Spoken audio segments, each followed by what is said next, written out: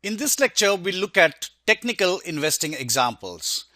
Technical investing studies chart patterns and previous points of support and resistance, perhaps moving averages. There are a ton of technical tools available, but basically you're looking at chart patterns and making your trading or investment decisions.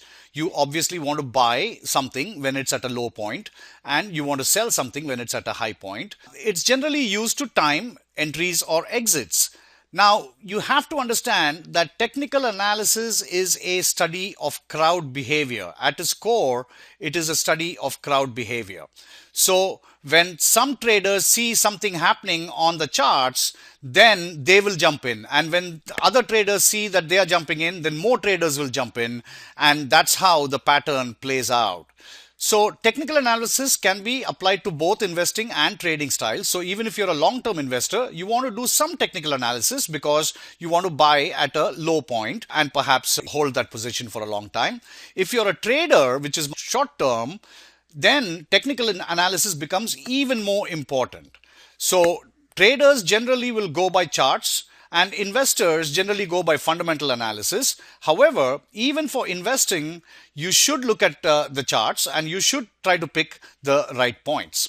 Now, bear in mind that technical patterns will always be trumped by fundamental events. So this is key. You have to understand just because something is approaching a support point, it doesn't mean that that support will hold. That support may not hold.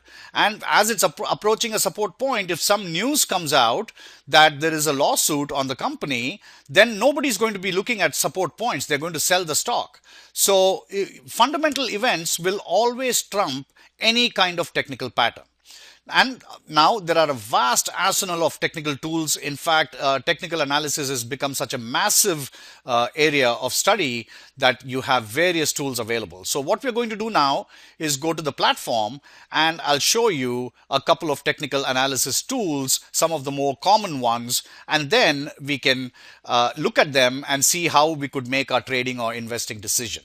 So here we are. We looked at the S&P. We saw that there was a nice support pattern where it was supported earlier. It happened to be supported here, right at that same point. That's a great example. This is also called a double bottom. So whenever you're approaching double bottoms, you should watch for what traders are doing and what happens on that day. Just because it approaches this point, it doesn't mean that you should take the trade. You should wait for the stock to play out, and at the end of this day, once you see this pattern and perhaps the next day you see it starting to go up, that is the time to enter, because you know that this support point has held. A previous support point was supported again, and therefore this is going to be a pretty strong signal for you to take a call to the bullish side. So now, besides support and resistance, there are various technical tools available, and on the Thinkorswim platform it is under studies. So if you look at studies and if you say edit studies, you're going to see all these different technical analysis tools. Okay, so there is tons of them. You literally hundreds of technical analysis tools. So it would depend on what you're trying to achieve and use the appropriate technical analysis tools. Now, what I'm going to do is to do a simple moving average. So a simple moving average, I'll add that study. And so simple moving average, one I have is a 9-day. So you can edit these. So one, it's a 9-day, the length is 9. So it's a 9-day moving average. It's going to be shown by this color. You can show the bubble as well if you want. And we say okay. And then the other one, so the 9-day moving average would be considered a shorter term moving average. And then the other one, you want to keep it a slightly longer term. So I'm going to change this, let's say a 25 or a 30 period moving average.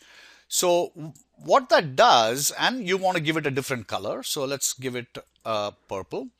And you say okay. And when you apply, you'll see that the 9-day moving average and the 30-day moving average is shown on this graph now. So now what does it tell you? It tells you that the S&P just crossed over the 30-day moving average, which is the longer term.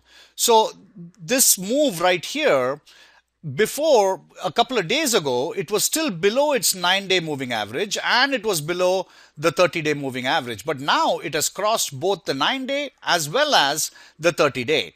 Now, later on, somewhere down the line, if this 9-day actually crosses the 30-day and moves up, that is a bullish sign, because then it's telling you that the current trend is to the upside.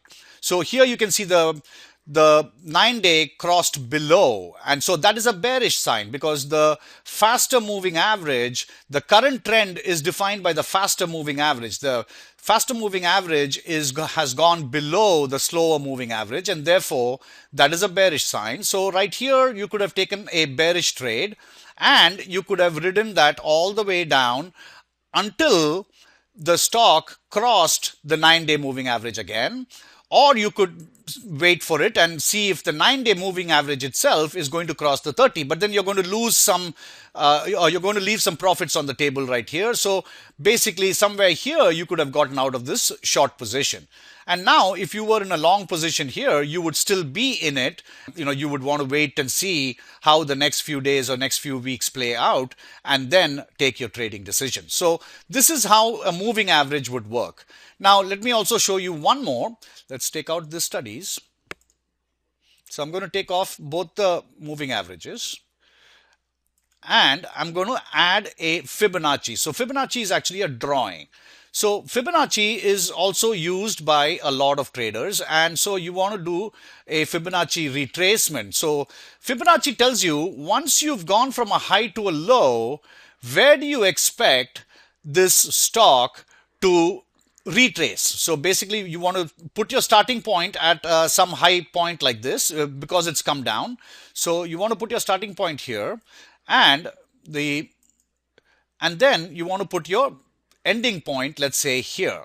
Okay, so Fibonacci is a more complicated subject, but basically mathematically what it tells you is, okay, now you've seen this down move happened, and now you want to see where it might turn back. So you can see that the Fibonacci numbers are 23.6%, 38.2, 50%. And you can see right here, it bounced and it came off the 50%.